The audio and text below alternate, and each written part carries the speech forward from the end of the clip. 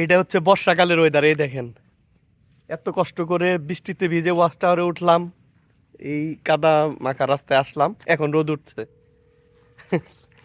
এই হলো অবস্থা।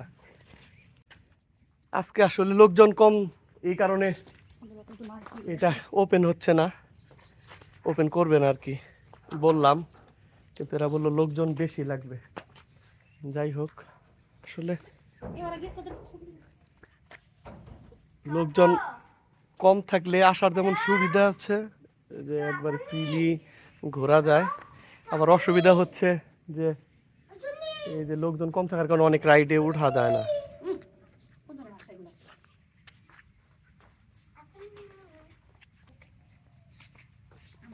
যাও তোমরা ভূতের বাড়িতে যাও।